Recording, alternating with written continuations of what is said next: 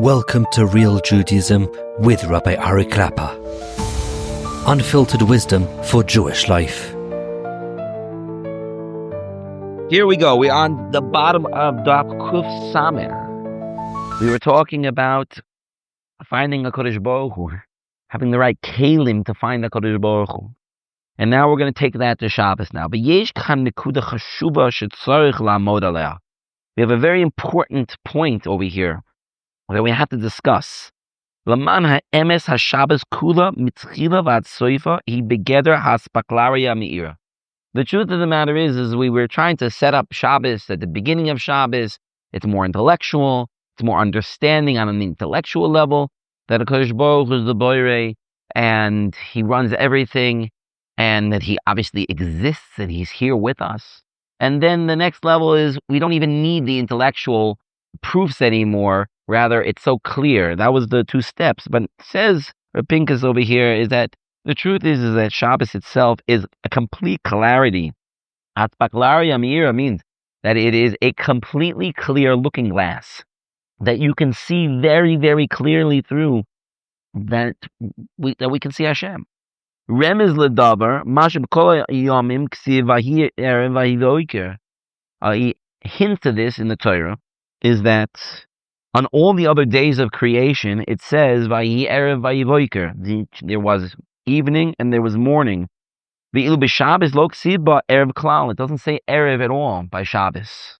Right? When we start Kiddush, the beginning of Kiddush is a quote from the Psukim, and we start off at the end of Yom Shishi, Vayerev Vayivoiker Yom Shishi, and then it starts Vayichulu Hashemayim Va'aretz V'chol Tzavam. It never says anything, and at the end of Shabbos it doesn't say Vayerev Vayivoiker Yom Shvi'i. It doesn't say that. On the other days it does. All it says is that on the seventh day it was Shabbos, and he rested. Shekol HaShabbos Kula Havayoim. It only says Ubayoim HaShvi'i. It doesn't say Uba Erev HaShvi'i. V'ksiv Zachor is Yom HaShabbos L'Kadsho. It says, remember the Sabbath day. Welcome. Remember the Sabbath day, the day of Shabbos. It doesn't say remember the night of Shabbos. We're on the top of Daf Kuf Samech Aleph. Kol ha'oisim malocha b'yoim ha'Shabbos mois yumos. Doesn't say that. Does that mean that if a person does malacha on the night of Shabbos, that it's, he's potter because it only says the day of Shabbos? No, of course not. The Shabbos is referred to completely as day. V'oid psukim rabim dekorele yom ha'Shabbos. There are many, many places where it's called yom ha'Shabbos, the day of Shabbos, not necessarily the day or the night of Shabbos. The day and the night of Shabbos. L'lo darshinon al shum halacha me'ilcha Shabbos b'yoim b'lo b'layla. K'mod darshinim b'harbe makom b'shas. Right? We don't specifically mention anything about the day of Shabbos versus the night of Shabbos. We know that we're supposed to make Kiddush on the night and the beginning of Shabbos, right? To be Mekadesh the Shabbos, and you're supposed to make Kiddush on wine. What happens if a person didn't make Kiddush? Let's say he couldn't, it was impossible. So he should make Kiddush the next morning. So that's a din in making Kiddush at the beginning of Shabbos, and you shouldn't eat anything until you make Kiddush. Since the first meal of Shabbos is the night meal, so we have to make Kiddush right away. That's not a din specifically with regards to Shabbos, to the night of Shabbos. Rather, it's a din in Shabbos as a whole. There are no specific dinim that are different on the night of Shabbos than on the day of Shabbos. Well, right? Like he mentions this in a number of places he brings over here in Masechah Shabbos, in Masechah Rosh Hashanah. Shebe'emes HaShabbos hi kula or yom v'aspaklaria me'ira mitchila sabat soifo. Because Shabbos is yom. That's what it is. It's a day. It is complete clarity, right? It's very interesting. Maybe you'll bring it later. But in Mizmor Shir Yom HaShabbos, the Perek Tehillim that's dedicated to Shabbos, right? The Perek that's dedicated to Shabbos, it actually does mention Laila over there. L'hagid ba'boker chasdecha ve'emunaso ba'leilos. Right, so it's an interesting thing. But Shabbos itself is a yom. The whole day is yom, which means there's complete clarity. There is complete clarity on Shabbos. Complete clarity of what? Of emunah in the Kodesh Baruch Hu, of seeing the Kodesh Baruch Hu and everything. V'od raya mashe b'leil Shabbos oimrim v'yichulu v'kasa b'tur da'havei edus. Another proof for this is that on Leil Shabbos we say v'yichulu, which is, according to the Torah at least, it's an edus. We're giving edus that HaKadosh Baruch Hu created the world. Ve'edus hari psula b'yediyah, ela b're'iyah belvad. You can't give edus if you know something.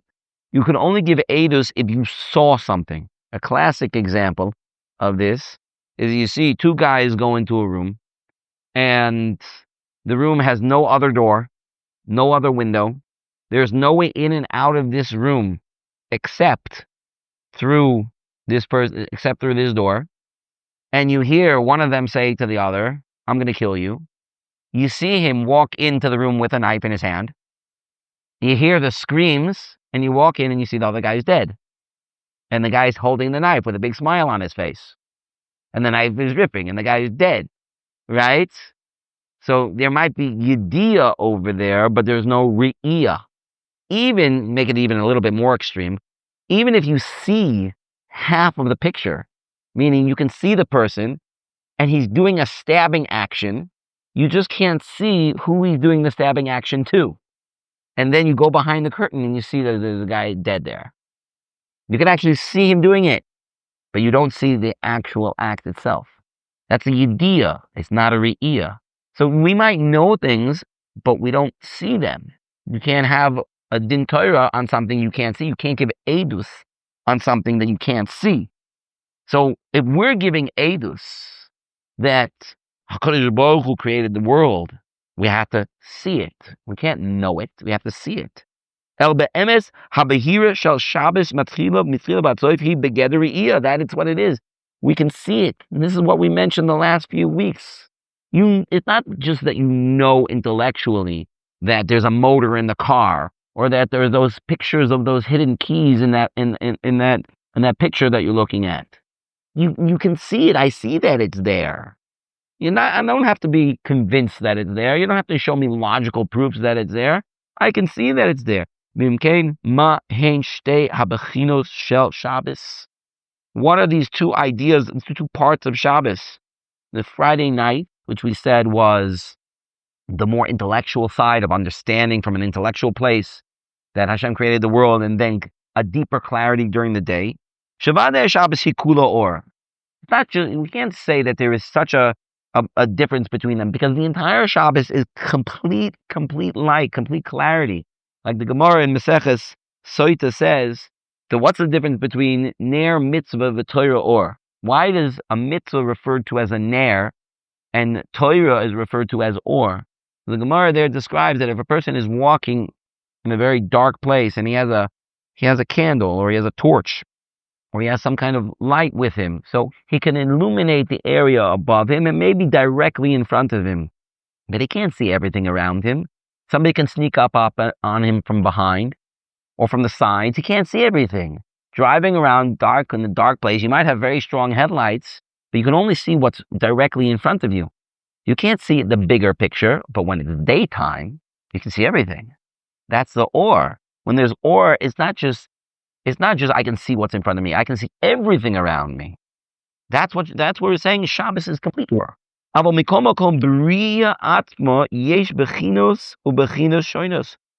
talking about seeing, there are different types of seeing. Yeshaya Navi Amar ve'areh et Hashem. Yeshaya Navi said that I will see Hashem. Welcome. We're in the second paragraph on Daf Kuf Samach Aleph, about 5 lines in. Moshe Rabbeinu Amar ki lo yir'eni adam b'chai. So on the one hand, it says that Yeshaya says, I will see Hashem. And by Moshe Rabbeinu, Hashem says to Moshe, you can't see me. You can't see me. The Gemara in Yevamos, Amru, Kashu Kraya Adade. There's a steer between these two psukim. How can Yeshaya Navi say, I see Hashem? And Moshe Rabbeinu say, it says in the Torah that Hashem said to Moshe Rabbeinu, you can't see me. So the Gemara asks this question as a steer. Moshe Rabbeinu is All the other Nevi'im were able to see HaKadosh Baruch Hu through a lens that was cloudy.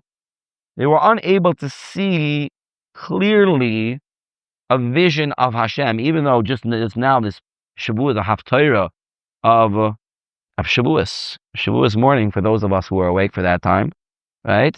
Is the famous Ma'aseh Merkava, the nevuah of Yechezkel Hanavi, and Perek Aleph of Yechezkel, that describes in vivid detail what he saw in Shemayim, with malachim flying back and forth, and how many wings they had, and their legs, and what they looked like.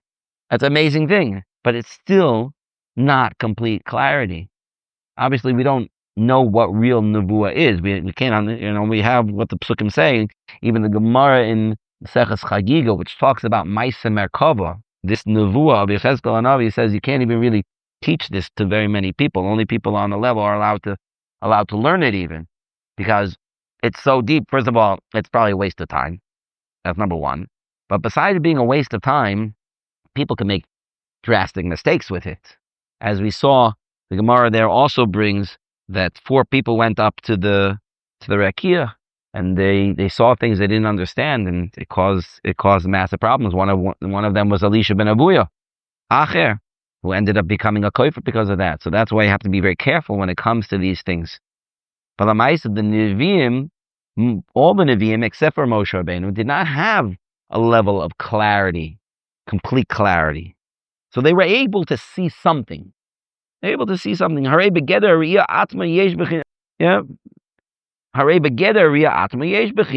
different levels of what it means to see.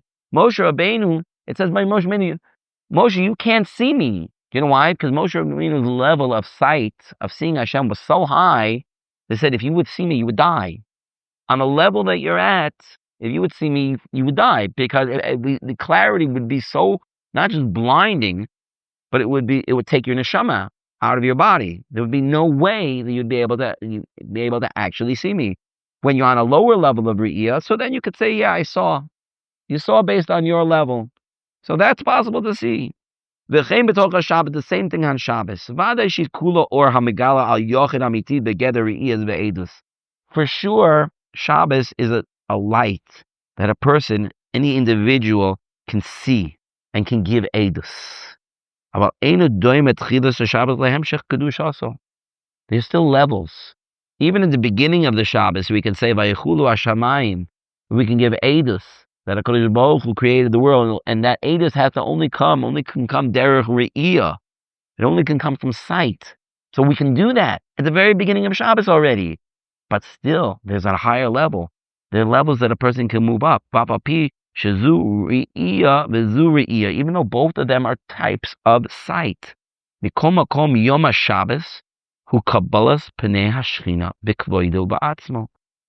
day of Shabbos is being makabel, the pnei hashchina, whatever that means. In its essence, ubegeder aspaklar hami'ir. So therefore, yes, even in the beginning of Shabbos, there is a certain ability of sight. It's not just intellectual. It's not just through logical proofs that we can see HaKadosh Baruch Hu in the beginning of Shabbos. We can give edus in the beginning of Shabbos. That means we saw it.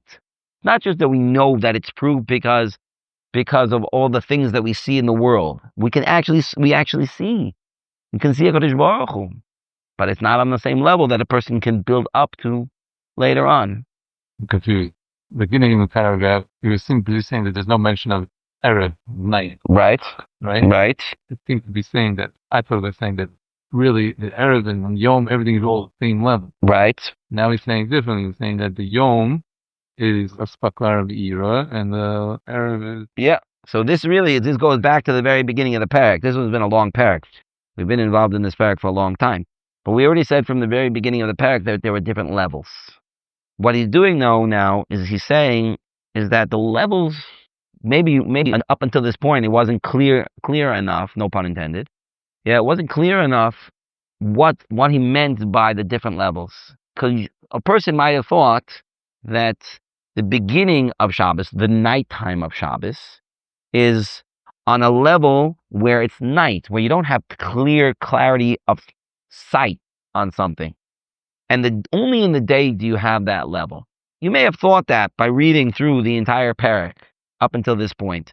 So says Rav Pinkus, really, that's not what the night is. The night of Shabbos is not nighttime where it's dark, where you can't see clearly, and therefore you need proofs. You need logic in order to understand it. Even the nighttime is called day. Even the nighttime has a clarity like day. But even in the clarity that there is of day, there are different levels of sight. I'll give you an example. I'm learning Maseches Negoim now. And in Perek Beis in Negoim, it talks about when are you allowed to see tzaras? At what time of day is a kohen allowed to to don a nega, tzaras, leprosy? So there's a machlokes tanoim there. According to Reb Meir, there are certain hours of the day, and Rabbi Yehuda limits it to less hours than that. And why? The early morning hours, you're not allowed to look at a nega. The middle of the day, also according to most opinions, you're not allowed to. And the late hours, you're also not allowed to look. Why? Because the strength of the sun during those times is different. In the early morning and towards evening, the sun is much weaker, and therefore it doesn't give as much light as necessary, and therefore the nega won't look the same. In the very, very middle of the day, the sun is too strong. Because it's too strong, it'll also make things look differently than they are. So those are the times where if a kohen would look at this tzaras, he wouldn't judge it properly. He wouldn't be able to judge it properly, at least according to that's the way Rashi understands what this means. And the other times of the days, he would be able to. So you see that the light, there might be light. The whole day there might be light. But the light is different in the beginning of the day, or the end of the day, in the middle of the day. And therefore, you're going to see things differently during those times of the day. What's the hardest time of day to drive? Right before sunset. Why? First of all, especially if you're driving into the sun, that's really very difficult. But besides for that, the colors in the sky make it hard to see. So yes, it could be that there's light. But just because there's light doesn't mean that we could see things so well. Depending on where the sun is in the sky and how it can make it either easier or harder to see. So that's what Shabbos is. Shabbos is all day. It's all light. But if it's all light, does that mean there aren't levels of light? It doesn't mean that there's sometimes that it's clearer than others. Yeah. And that's what he's trying to say. The nighttime of Shabbos also is light, but it's not as high of a level of clarity of light as the daytime. So even though we can see, you can give ages, you can see. We know this is Shabbos, and we can see it. We know that Kodesh Baruch Hu runs the world, but it's a difference between the nevuah of the Nevi'im, like Yeshaya Navi, who did not have a clarity, complete clarity, and the nevuah of Moshe Rabbeinu, who did. Are they both Nevi'im? Yes. Were they both able to see? Yes. Not on the same level. And therefore it's the same thing with Shabbos. The first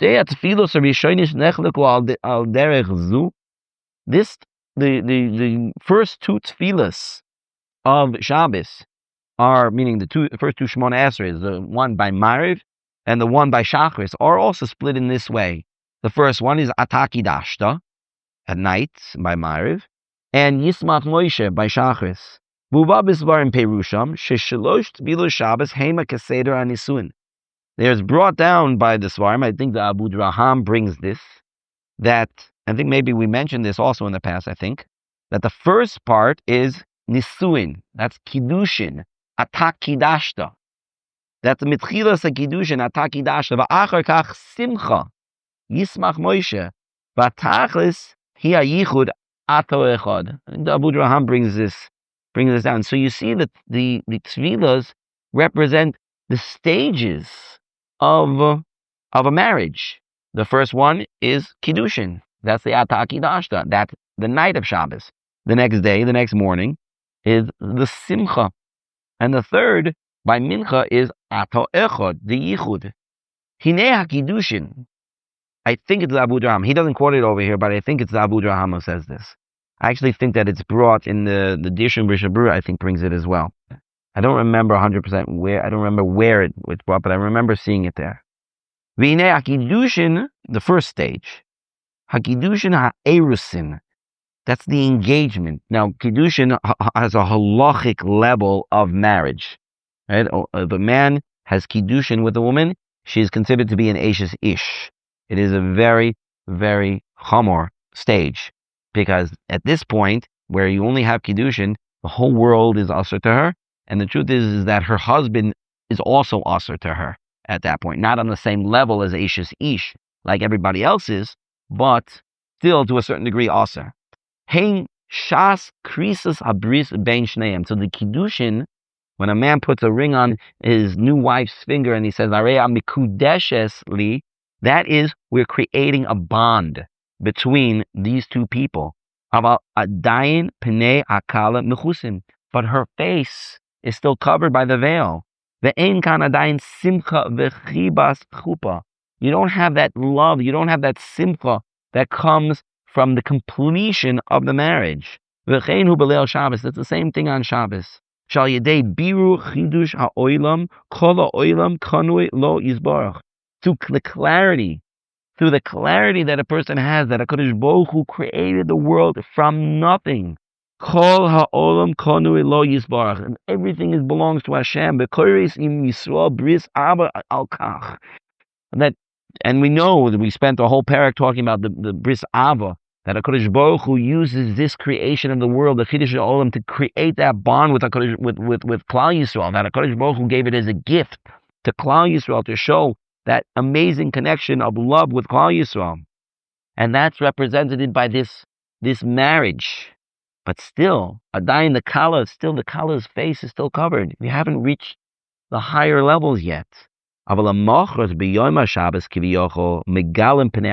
next morning, Shabbos morning, is the equivalent of the simcha, the completion of that marriage, where the face of the kala is revealed, meaning the chuppah ceremony has finished, and therefore this is a new, complete husband and wife with kiddushin and nesuin. That's what it means. We're coming together. We're greeting HaKadosh Baruch Hu. That's why there's a tremendous simcha. Tremendous simcha. Uma nifla. Masha simcha shel Shabbos nikra al Shem Moshe. It's an amazing thing that we say Yismach Moshe. Why is it Moshe? Why do we mention Moshe? It's all of Klal Yisrael that has this simcha. This connection to HaKadosh Baruch Hu. We're connected to HaKadosh Baruch Hu. That's what simcha is. Simcha is, just very short without going too deep in it. I have a whole shtickle Torah on what simcha is. But simcha is when there's a reconnection, when there's a connection between two parties that make them whole, that brings shleimus. Right? We know there's a famous saying that kutshabrichu v'araisa Torah right? Hashem, the Torah, and Klal Yisrael is one. Well, what do these mean? Obviously, so some kind of bond between the three things together. So why is Dafka Moshe?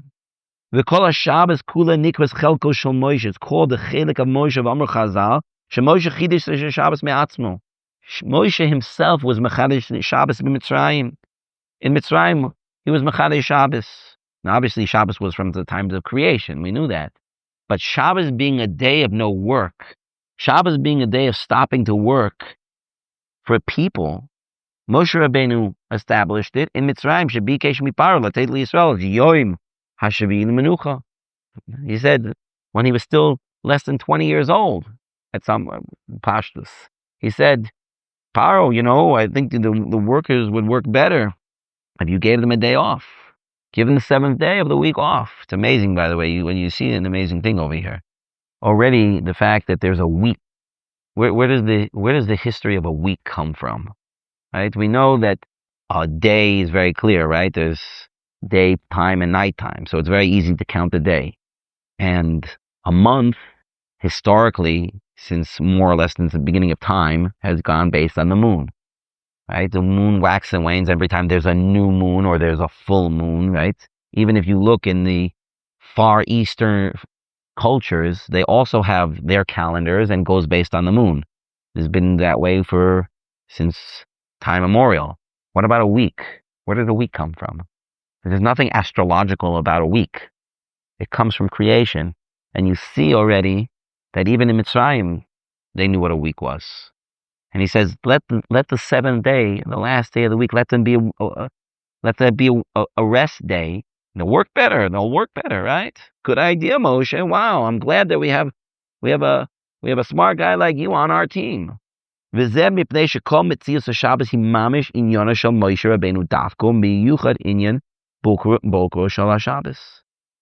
entire essence of Shabbos comes from Moshe, and specifically the morning of Shabbos. Why? Let's see if we can get this done. I don't know we'll be able to finish this whole thing before the time runs out now. Iker inyan nevuas Moshe. Why is it dafka related to Moshe? Mahu nivdal mikol neviim. What specifically? We said already. We gave one example that it's a spaklara meira, it's a higher level of nevuah. Once we get to the day, also related to Moshe. What we say in the Haggadah, lo yadei malach. It wasn't through a malach. Lo yadei sarah, which is another type of malach. But lo yadei shliach. There wasn't no shliach. And Hashem didn't send a messenger. One second, Makasha. We have a problem. In the pasuk says that Hashem did send a malach to take them out of Mitzrayim. Doesn't mean it was a malach. It means it was Moshe Rabbeinu. Moshe Rabbeinu, Moshe Rabbeinu, when he would speak, it was Hashem speaking. What Moshe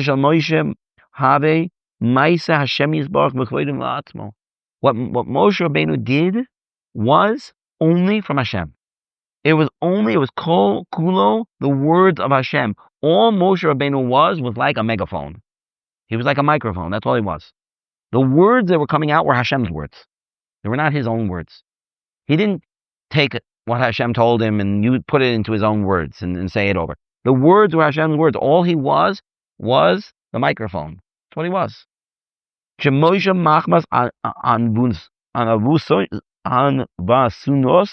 of his anibus, because of his humility, Moshe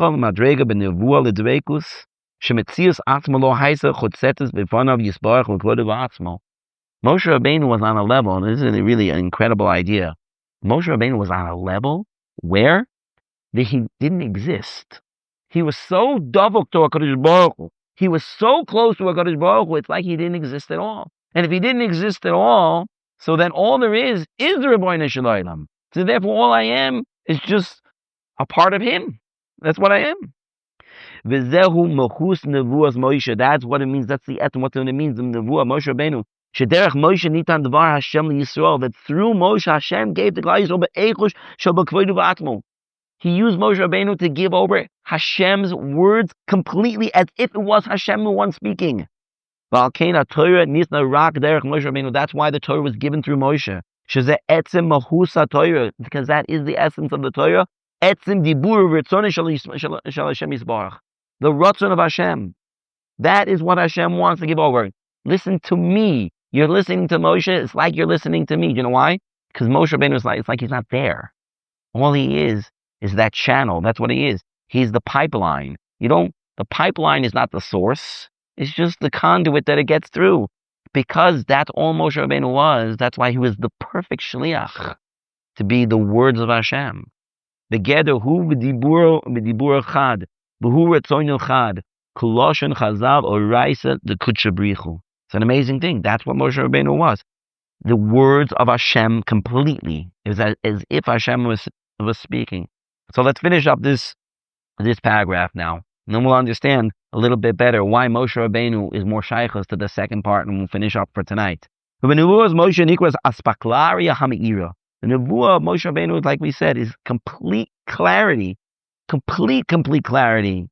The lo rak Moshe ra aspaklaria meira. Not just that Moshe himself saw with clarity. Moshe Rabbeinu haya bishvilenu aspaklaria meira.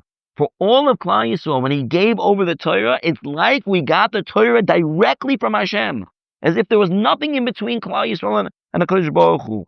They rose dark with as Torah as Hashem to learn what is the derech of Hashem. Through the words, through the hand of Moshe, Hashem's servant, the words of Hashem. What we heard from Moshe is like hearing it from Hashem.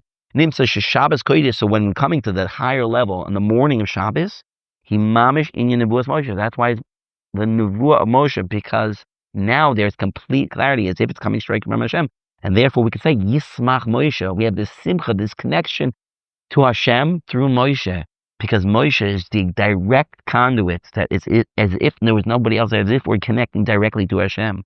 Miyuchad boiker yom Shabbos shehu keneged Shabbos matan Torah, and specifically the morning, which is keneged, the Shabbos of Kabbalah Torah itself, that is keneged Moshe Rabbeinu. So just as a sikum, we said a lot today, but Lamaisa will come out a beautiful idea here, and that is that we are connecting to HaKadosh Baruch Hu on the Shabbos day in the morning, like the nevuah of Moshe Rabbeinu. Nevuah of Moshe Rabbeinu was a complete clarity, not just for Moshe Rabbeinu, but for us. We heard the words of Hashem completely. It's very interesting, and just finish up with this medrash. The medrash says that Moshe Rabbeinu, before he passed away, he went to hear the shir of Yoshua ben Nun, and said he didn't understand the shir. He didn't understand Yoshua ben Nun's shir. You have to imagine, Yoshua ben Nun is sitting there. He's saying, I heard from my Rebbe like this and like this and like this, and his Rebbe is sitting there and he doesn't understand what he's talking about. We're like, well, how could that be? What does it make sense? Later on in the Sefer, he's going to explain why this is. And the reason is because Moshe Rabbeinu didn't gain anything from himself. All he was directly connected to HaKadosh Baruch Hu. Everything he said was directly connected to HaKadosh Baruch Hu. The moment that he was going to die and it was already passed over to Yoshua ben Nun, he was disconnected from HaKadosh Baruch Hu. Once he's disconnected, he doesn't have anything anymore, because he never had anything in the first place. All he had was the direct connection to HaKadosh Baruch Hu. Once he doesn't have the direct connection anymore, so he doesn't understand. Pinka says this about certain Tanoim also, that they had such a direct connection to HaKadosh Baruch Hu that as soon as that was cut off, they couldn't read. They didn't have anything. They had such a deep kesher to HaKadosh Baruch Hu. Everything I have is only from HaKadosh Baruch Hu. I don't have anything. So the moment I'm separate from HaKadosh Baruch Hu, I don't have anything. I don't have anything for myself at all. So you see how close HaKadosh Baruch Hu, how Moshe Rabbeinu was to HaKadosh Baruch Hu. Completely doubled him. Okay, we'll stop right there. Glorious.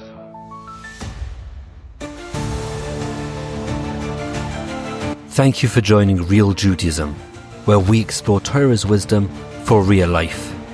Created by J Foundations and produced by Eli Podcast Productions. Find more episodes at realjudaism.org and subscribe wherever you listen to podcasts.